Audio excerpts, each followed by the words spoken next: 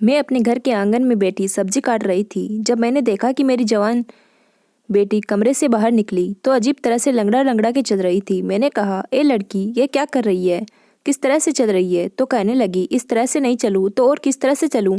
आपको क्या पता मेरी हालत क्या है कि इसकी हालत क्या है? दिन भर बिस्तर तोड़ती रहती है, पढ़ाई के नाम पर पूरा दिन कमरे में बैठी रहती है। मैं इससे घर का कोई काम भी नहीं करवाती और अब इसको ऐसा क्या हो गया कि इसकी चाल ही बदल गई। उसने मेरे सवाल का जवाब नहीं दिया और वहाँ से चली गई। सिर्फ उसकी चाल ही नहीं, उसकी हरकतें भी बदली बदली सी थी। मुझे उसके चाल चलन और कुछ ठीक नहीं लग रहे थे। उससे ज़्यादा उसका अंदाज अजीब सा लग रहा था। ऐसा लगता था जैसे सारे समाज की सताई हुई है। सबसे ज़्यादा परेशानी इसी को है। खैर, अभी यह सब ही सोच रही थी कि मेरा पति कमरे से बाहर आया। मैंने कहा, आप रात को बेटियों के कमरे में सो गए थे? तो कहने लगा, हाँ, मैं उनको ट्यूशन पढ़ा रहा था तो वहीं पर सो गया, और अजीब तरह से अंगड़ाइयाँ लेने लगा। मैंने कहा, आपको जवान बेटियों के कमरे में सोने की क्या जरूरत थी? मुझे तो लगा कि आप सुबह उठकर काम धंधे पर चले गए। तो कहने लगा, नहीं, अभी काम पर जाऊंगा। वह मेरा मर्द, मैं उसकी हरकतें पहचानती थी। अजीब तरह की हरकतें कर रहा था। ऐसे लगता था जैसे उसने बहुत अच्छी रात गुजारी है। मेरी बेटियां आजकल कुछ अजीब सी रहती थी। एक दिन मेरे पास आई और कहने लगी कि अम्मा, तुझे क्या बताएंगे, इस घर में क्या हो रहा है? मैंने कहा, क्या मतलब? तो कहने लगी, यह जो बापू है आपके हमारे कमरे में सो जाता है, तुझे पता है यह हमारे साथ क्या करता है? मैंने कहा, क्या करता है? तो उसने ऐसी बात बताई कि मैं अपना सर पकड़ के रह गई। उसने कहा, बापू रोज़ रात को हमारे साथ, मेरे पति का नाम राजू था, मुझसे उम्र में कम था। सब कहते थे कि तुझे इतना जवान पति कहाँ से मिल गया? तो मैं कहती थी कि मेरी किस्मत अच्छी है। और तुम लोग क्यों जलते हो? राजू कहता था कि उसे अपने से बड़ी उम्र की औरतों में दिलचस्पी है, इसीलिए उसने मुझसे शादी की थी और मेरी ज़िंदगी उसके साथ बहुत अच्छी गुजर रही थी। घर था, परिवार था, अच्छा पति था, और क्या चाहिए था? उसकी कमाई भी अच्छी थी, घर में पैसे लेकर आता था और मेरे पास भी कुछ पैसे थे जो मैंने जमा किए हुए थे। मैं लोगों के कपड़े वगैरह भी सिया करती थी, अपने हाथ में भी कुछ माल वगैरह होता था। बेटियों की पढ़ाई करवा रही थी। मेरी 3 बेटियां थीं जिनकी उम्र में एक एक साल का फ़र्क था, लेकिन पता नहीं चलता था क्योंकि अब तीनों ही जवान हो गई थी। मेरे पति के साथ संबंध बहुत अच्छे थे। हम लोग पूरे परिवार में मशहूर थे। सब कहते थे कि लज्जो के तो भाग खुले गए हैं। लज्जो जैसी किस्मत किसी सबकी नहीं होती। मेरा नाम लज्जो था। दरअसल मेरा नाम लजवंती था, लेकिन प्यार से मुझे लज्जो कहते थे। मैं भी जवान और खूबसूरत थी। 3 जवान बेटियों की माँ नहीं लगती थी। मेरी बेटियां भी मुझ पर गई थी और बहुत ही ज़्यादा सुंदर थी। उनको देखकर मुझे बड़ी खुशी होती थी, इसीलिए मैं चाहती थी वह ज़िंदगी में कुछ बन जाए। उनकी पढ़ाई करवा रही थी ताकि वह बड़ी अफसर बन जाए। राजू बहुत पढ़ा लिखा था। वह मेरी बेटियों को खुद ही ट्यूशन वगैरह पढ़ाया करता था। पर आजकल जो इस घर में हालत चल रहे थे वह कुछ ज़्यादा ही अजीब थी। एक रात को राजू अचानक से उठा और कहने लगा, मैं चलता हूँ। मैंने कहा, कहाँ? तो कहने लगा, बेटियों को पढ़ाई करवाने। मैंने कहा, इस टाइम? तो उसने कहा, अरे तुझे नहीं पता, उन लोगों के टेस्ट चल रहे हैं। अब पढ़ाई में क्या दिन और क्या रात, रातों को बैठकर पढ़ना पड़ता है, तभी कहीं जाकर अच्छे नंबर आते हैं। तुझे नहीं पता, आजकल बड़ा कंपटीशन हो गया रे। मैंने कहा, अच्छा, फिर जल्दी आ जाना। तो कहने लगा, क्यों, मेरे बिना दिल नहीं लगेगा तेरा? मैंने कहा, तेरे बिना मेरा दिल लगता है, तू ही तो मेरा सुहाग है, सब कुछ है तू मेरा। और फिर आज देख, मौसम कितना अच्छा था और तू चल दिया उन्हें पढ़ाने के लिए। उसने कहा, उनकी पढ़ाई ज़्यादा ज़रूरी है मेरी जान, तो फिक्र नहीं कर, हमारे पास तो सारी ज़िंदगी पड़ी है। कभी कभी मुझे बड़ी खुशी भी होती थी कि उसे बेटियों की बहुत फिक्र थी, वरना उसे क्या था, वह अपने सारे काम तो कर रहा था, पैसे कमा के ले आता था, मुझे भी खुश रखा हुआ था। अगर यह न भी करता तो कोई फ़र्क नहीं पड़ता, लेकिन मुझे अच्छा लगता था कि उसे हम सबकी इतनी फ़िक्र है। एक दिन मैं बाज़ार में जा रही थी जब मुझे मेरी एक सहेली मिली। उसने कहा, क्या हाल है तेरा, और तेरा पति कैसा है? मैंने कहा, ठीक है, बिल्कुल, बड़ी अच्छी ज़िंदगी गुजर रही है उसके साथ खुश हूँ। यह बात सुनकर मेरी सहेली हैरान हुई और कहने लगी कि अच्छा, तेरी ज़िंदगी अच्छी गुजर रही है, पर मैंने तो कहा था कि तेरी उसके साथ ज़िंदगी कभी अच्छी नहीं गुजरेगी। मैंने कहा कि हाँ, मुझे याद है, तू तो मेरी शादी वाले दिन मुझे मंडप से उठा के ले आ गई थी। तूने राजू को किसी लड़की के साथ पकड़ लिया था ना। लेकिन देख, यह जो मर्द होते हैं ना, इनका शादी से पहले 100 चक्कर होता है, लेकिन वह लड़की इनके लिए सबसे ज़्यादा आगे होती है जिससे यह शादी करते हैं। राजू खूबसूरत है, जवान है, उसके पीछे हजारों मरते होंगे, पर शादी तो उसने मुझसे की है। देख, यह जो मर्द होते हैं ना, ये ऐसे ही होते हैं। अब आप कहीं से ऐसा मर्द ढूंढ कर नहीं ला सकते जो बहुत ही अच्छा हो और उसने कभी किसी लड़की को नजर उठा के भी ना देखा हो। ऐसा मर्द ढूंढने निकलेंगे ना तो कोई भी नहीं मिलेगा। थोड़ा बहुत तो सोचना पड़ता है। वह क्या कहते हैं इंग्लिश में, एडजस्ट करना पड़ता है। वह कहने लगी, हाँ मुझे पता था कि तू बड़ी अच्छी तरह एडजस्ट कर लेगी, लेकिन नहीं पता था कि इतने सालों तक कर लेगी। चल अच्छी बात है, कोई अपने घर में खुश रहे तो हमें क्या, पर तेरा पति आंखों का बड़ा कच्चा है, उसकी आंखें बड़ी मटकी है। मैंने कहा, अब नहीं, ऐसा होता नहीं। अब तो मैं हूँ, सिर्फ अपनी उंगली पर लपेट लिया है मैंने उसको। हम दोनों सहेलियों ने हंसना शुरू कर दिया। वह भी हंसने लगी। उसने कहा, यह तो फिर बहुत अच्छा हुआ अगर तूने ऐसा कर लिया है तो, और क्या चाहिए। चल ठीक है, मैं चलती हूँ, घर बदल रही हूँ इसीलिए बहुत ज़्यादा मसरूफ़ हूँ। मैंने कहा, जब घर बना ले तो मुझे बताना, मैं तेरे घर पर तुझसे मिलने आऊँगी, साथ तेरा घर भी देख लूँगी। उसने कहा, तू आ जाना, लेकिन अपने पति को लेकर ना आना। मैंने कहा, यह क्या बात कर दी, पति को लेकर क्यों ना आऊँ। तो उसने कहा, मुझे गलत न समझना, पर मेरी जवान बेटी है। मैंने कहा, कैसी बातें कर रही है। तो इस बात पर वह फिर से हंसने लगी और कहने लगी कि उस पर तुझे भरोसा है, मुझे नहीं। मुझे पता था कि वो मजाक कर रही है, इसलिए मैंने उसकी बात का बुरा नहीं माना।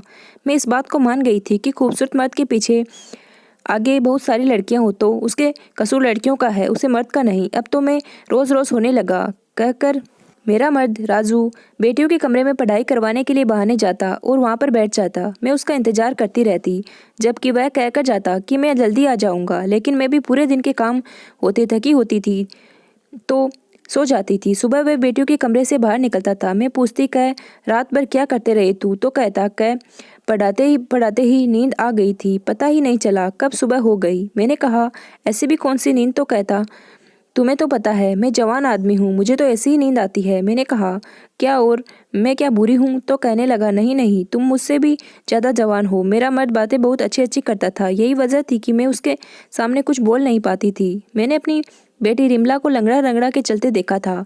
यह कोई आम बात नहीं थी। आखिर क्या मसला था। जब मैंने उससे पूछा तो उसने मुझसे कहने लगी, कोई बात नहीं है। कहने लगी, कोई भी बात नहीं है, मैं बिल्कुल ठीक हूँ, और ठीक तरह से चलने की कोशिश करने लगी।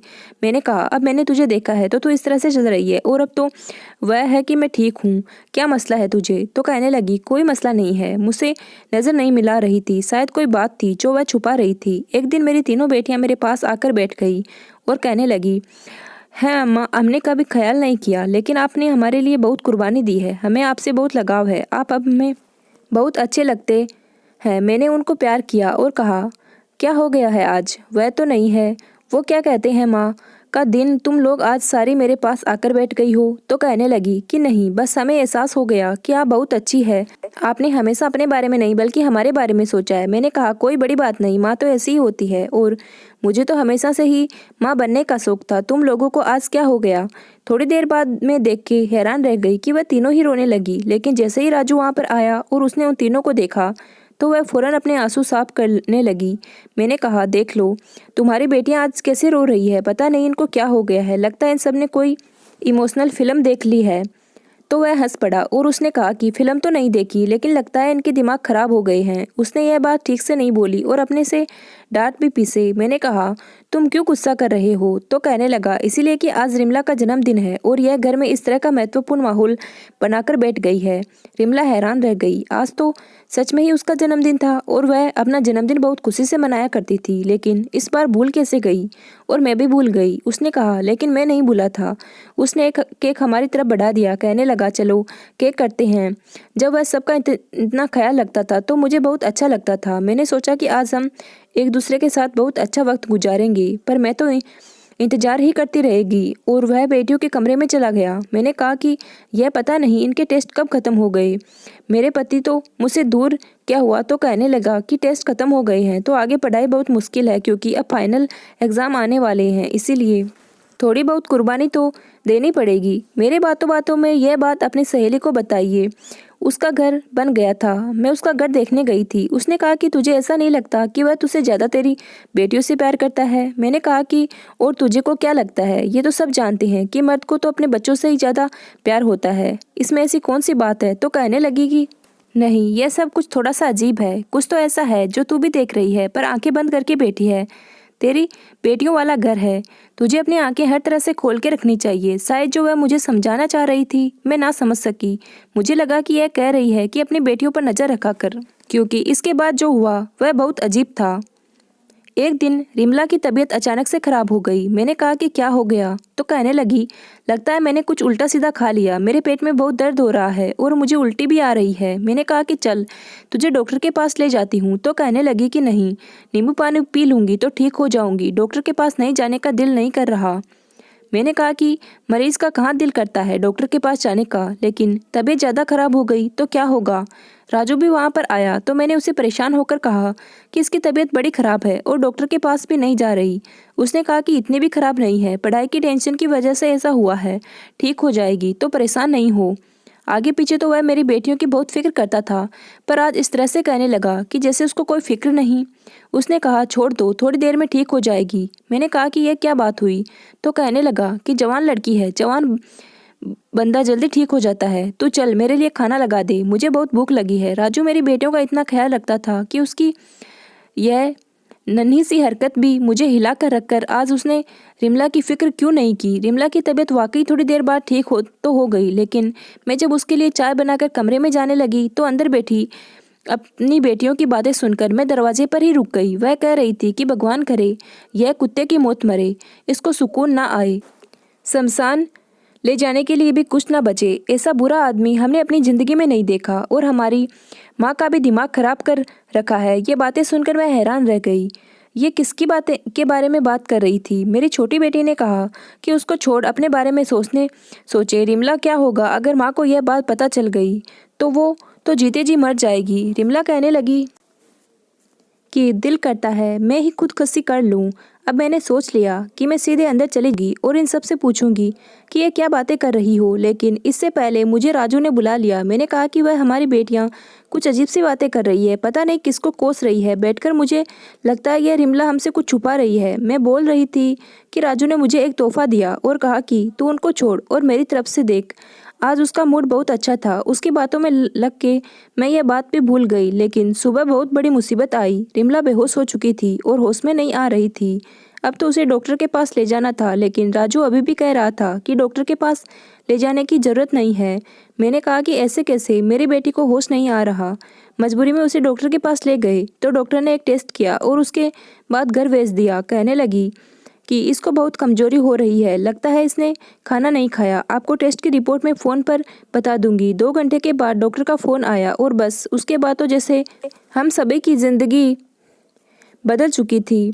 डॉक्टर ने बात ही ऐसी बताई थी। जब मैंने यह बात सुनी तो मैंने फ़ोन रखा और रिमला के कमरे में कदम रखा और कहा कि इस दिन के लिए तुझे पढ़ाया लिखाया था, तुझे आज़ादी दी थी कि तू ये सब कुछ कर ले। बाकी सभी मुझे हैरान होकर देखने लगी, लेकिन रिमला जानती थी कि मैं क्या बात कर रही थी, इसीलिए उसने सिर झुका लिया था, क्योंकि मुझे डॉक्टर ने बताया था कि आपकी बेटी माँ बनने वाली है और उसने अपने बच्चे को ख़त्म करने के लिए कई गोली खाई है, जिसकी वजह से उसकी हालत ख़राब हुई है, लेकिन बच्चा सही सलामत है और उसे कुछ नहीं हुआ है। रिमला ने रोना शुरू कर दिया। मैंने कहा कि बता ये सब कुछ किसने किया है, तो उसने कहा कि सब बताती हूँ और मुझे मेरे कमरे में ले गई। वहाँ से जाकर उसने मुझे अकेले में अलग ही कहानी सुनाई और कहा कि यह सब मेरी गलती है, मेरी वजह से हुआ है। मैंने कहा कि ऐसे कैसे, किसी और का कसूर नहीं है, बता कौन है वह लड़का, उसी के साथ तेरी शादी करवाऊंगी। तो कहने लगी तो वह कभी शादी नहीं करेगा और वह इस देश में नहीं है, बस आप इस बात को ख़त्म कर देंगे। मैंने कहा अब यह बात इस तरह से ख़त्म नहीं होगी, पर वह कहने लगी कि बस मेरी गलती है, मुझे जो सज़ा दोगे मुझे कोई मसला नहीं है, चाहे तो मेरी पढ़ाई ख़त्म करवा दो, मुझे घर बिठा दो, किसी बूढ़े के साथ मेरी शादी कर दो। मैं वैसे तो उसे कोस रही थी और बहुत परेशान थी, लेकिन उसकी बातें सुनकर मुझे ऐसे लगने लगा कि जैसे वह मुझसे भी ज़्यादा परेशान है। मेरी बेटी बुरी तरह से रोने लगी और फिर से बेहोश हो गई। मेरा गुस्सा ख़त्म हो गया और अब मुझे उसकी फिक्र होने लगी। अब उसे फिर होश नहीं आ रहा था।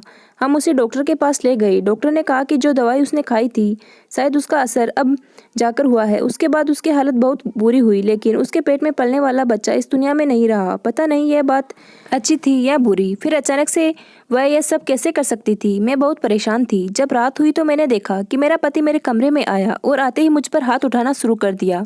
मुझे बुरी तरह से मारने लगा। मैं चिल्लाने लगी, लेकिन मुझे कोई बचाने नहीं आ रहा था।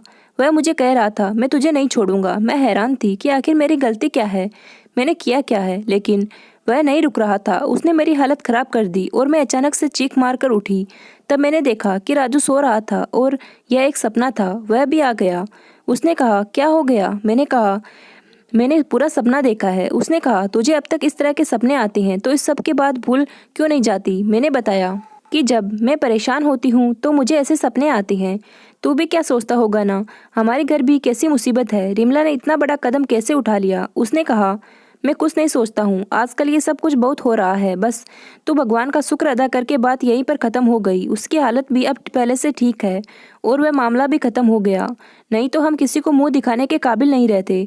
मैंने कहा कि अब कौन सा मुंह दिखाने के काबिल रहे हैं, पता चल जाता कि आखिर ये सब कुछ किया किसने है।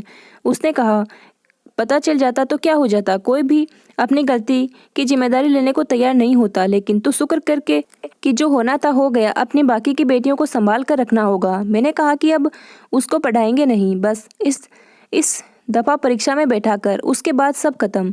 तो उसने कहा, नहीं नहीं, इसमें उसकी कोई गलती नहीं है। मैंने कहा, कह तुम्हें उसकी इतनी फिक्र क्यों है? तो वह कहने लगा कि फिक्र नहीं करूँ तो क्या करूँ। मैं अपनी खुशी सहेली के घर गई और परेशानी में उसको सब कुछ बता दिया।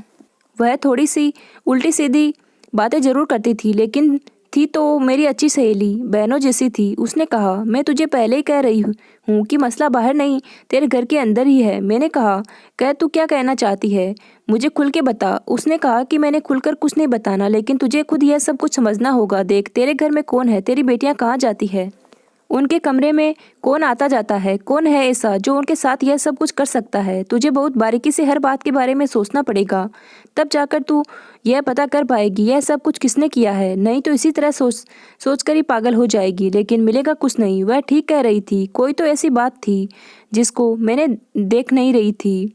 मैं आजकल बहुत परेशान थी। जब मैं एक दिन राजू को किसी से फ़ोन पर बात करते हुए सुना, वह कह रहा था, मैं तो स्वर्ग में रहता हूँ, मेरे साथ बहुत अच्छा हो रहा है, मेरे आसपास तो परियां ही परियां हैं। इस बात पर वह हंसने लगा। एक तरफ हमारे घर में इतना बड़ा तूफान आया था कि अभी तक कोई भी नॉर्मल नहीं हो पाया था, तो दूसरी तरफ यह इतना खुश होकर कैसे बातें कर रहा था। कहने लगा, औरत बड़ी जालिम होती है तो कोई है ही नहीं, और मेरी वाली से बड़ी पागल तो कोई है ही नहीं। मैं अचानक से कमरे के अंदर चली गई तो उसने फ़ोन बंद कर दिया। मैंने कहा, किससे बातें कर रहे थे? तो कहने लगा, वह मेरी मौसी है ना, गोरखपुर वाली, उससे बात कर रहा था। मैंने कहा, आज उसको तेरी याद कैसे आ गई? तो कहने लगा, बस आ गई होगी याद। साहब पता चल रहा था कि वह झूठ बोल रहा था और कोई बहुत बड़ा झूठ बोल रहा था। उसके दिमाग में इतना कुछ चल रहा था कि उसको यह पता ही नहीं चला कि वह अपनी रिश्तेदार के बारे में मुझे यह कह रहा है कि वह जिंदा है, जबकि वह तो मर चुकी थी। मुझे अचानक से मेरी सहेली की बातें समझ आने लगी। वह इशारा किस तरफ कर रही थी, अब मुझे समझ आ गया। राजू ही तो था जो मेरी बेटियों के कमरे में जाता था और मैं बेफिक्र होकर सो जाती थी। अब मेरे पास एक ही रास्ता था, अगर राजू से सवाल करती तो वह झूठ ही बोलना था। मुझे यह जानने के लिए एक बढ़िया से प्लान की ज़रूरत थी कि वह कमरे में क्या करता था, और मेरे दिमाग में प्लान आ चुका था। मैंने सोच लिया था कि मैं चुपके से अपनी बेटियों के कमरे में छुप जाऊंगी। सुबह मैंने उनके कमरे में एक अलग से अलमारी रखवा दी। वह कहने लगी, क्या अम्मा, इस अलमारी को यहाँ क्यों रख रही हो? तो मैंने कहा, तुम बाहर जगह नहीं है इसलिए। मेरा इरादा उसी के पीछे छुपने का था, क्योंकि अगर मैं उसके पीछे छुपी होती तो किसी को पता न चलता कि मैं वहाँ पर खड़ी हूँ। शाम हुई तो मैंने आज उसे कहा कि मैं अपनी सहेली के घर जा रही हूँ। उसके घर में जागृता है, माता रानी की पूजा है, रात वहीं पर गुजारूंगी। उसने कहा, हाँ चले जाओ, अच्छा है, तुम्हें भी अच्छा लगेगा। मैंने कहा, हाँ बड़ी परेशान हूँ इसीलिए जा रही हूँ। मैं चाहती थी कि वह यह सोचे कि मैं घर पर नहीं हूँ, ताकि वह बेफिक्र हो जाए और जो भी करना चाहता है खुलकर करे। जबकि मैं शाम होते ही अलमारी के पीछे छुप गई। मेरी बेटियों ने खाना खाया और वह कमरे में ही बैठी थी। जैसे ही रात हुई तो कुछ ऐसा हुआ कि मैं हैरान रह गई। राजू कमरे में दाखिल हुआ। इसमें ऐसा कोई बात नहीं थी, वह इस समय उन्हें पढ़ाया करता था, पर उसने आते ही कहा, बस करो यह पढ़ाई और काम पर लगो। मैंने कहा, यह क्या कह रहा है कि पढ़ाई बस करो? यह तो इनको आता ही पढ़ाने के लिए था। उसके बाद उसने मेरी छोटी बेटी को कहा, आज तेरी बारी है। फिर वहाँ तो सब होने लगा, जो देखकर मुझे ऐसा लगा कि मेरे घर को नर्क बना दिया है और मेरी बेटियाँ इसके हाथों में इस्तेमाल हो रही थी। वह मेरी बेटियों के साथ बहुत बुरा कर रहा था और मेरे ही घर में मेरे ही नाक के नीचे कर रहा था, और मैं यह सोचती थी कि उन्हें पढ़ाता है। मैंने अपने फ़ोन से उसका वीडियो बना लिया क्योंकि यह ज़रूरी था। थोड़ी देर बाद वह वहाँ से चला गया और मेरी बेटियां बैठकर रोने लगी। इसका मतलब वो बच्चा जो रिमला की कोख में था वो भी मेरे पति का था। आज मुझे वो दिन याद आ गया जब मैंने राजू से शादी करने का निर्णय लिया था और सबने मुझे रोका था, मना किया था, कहा था ऐसा न कर। मेरा पहले पति इस दुनिया से चला गया था। वह बहुत निर्दयी इंसान था। रोज मुझ पर हाथ उठाता था, बिना वजह ही मुझे मारने लगता था। कहता था तू लड़कियां पैदा करती जा रही है और मुझे ये उसने मुझे एक दिन भी खुश नहीं रखा और मेरा जीवन बर्बाद कर दिया। ये तीनों बेटियां उसी की थी। उसके देहांत के बाद मेरी जिंदगी में राजू आया, जवान और कम उम्र का लड़का जिससे मुझे पागलों जैसी मोहब्बत थी। पर आज समझ आया कि उसको मुझसे कोई मोहब्बत नहीं थी। वह तो किसी और काम से आया था। उसे तो एक तीर से 4 शिकार करने थे, एक मैं और मेरी 3 जवान बेटियां। मैं फूट फूट कर रोने लगी। मुझे सब लोगों ने रोका था। सब ने कहा था लाजो तू पागल हो गई है, स्वार्थ बन गई है, सिर्फ अपने बारे में सोच रही है, अपनी बेटियों के बारे में नहीं सोच रही। मैंने कहा लेकिन क्यों ना सोचूं अपने बारे में। मेरे पहले पति ने मुझे बहुत तंग किया है, मुझे इंसान नहीं समझा। क्या मेरे सीने में दिल नहीं है कि मेरी इच्छा ही नहीं? अगर उसे शादी करना चाहती हूँ तो तुम सबको क्या है? और शादी के बाद राजू ने हमेशा मेरी बेटियों को अपनी बेटी समझा था, लेकिन यह सब कुछ एक नाटक था। वैसे तो उनका बहुत ख्याल रखता था, मैं तो भूल ही गई थी। उनका बाप नहीं, इतना ख्याल तो उनके अपने बाप नहीं रखा था।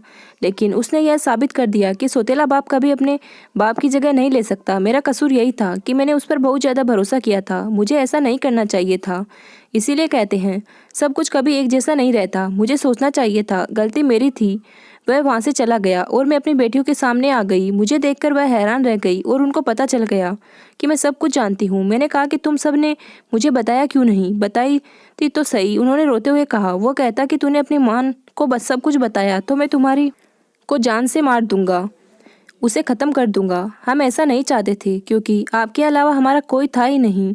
कौन? इसीलिए हम डर गए। उसने हमें कहा था कि मैं तुम्हारी माँ को बहुत आसानी से ख़त्म कर सकता हूँ और वह ऐसा कर भी सकता था। फिर रिमला के साथ जो कुछ हुआ उसका जिम्मेदार भी यही है और यह बहुत वक्त से हो रहा था। मैंने कहा कि तुम लोगों को मुझे बताना चाहिए था।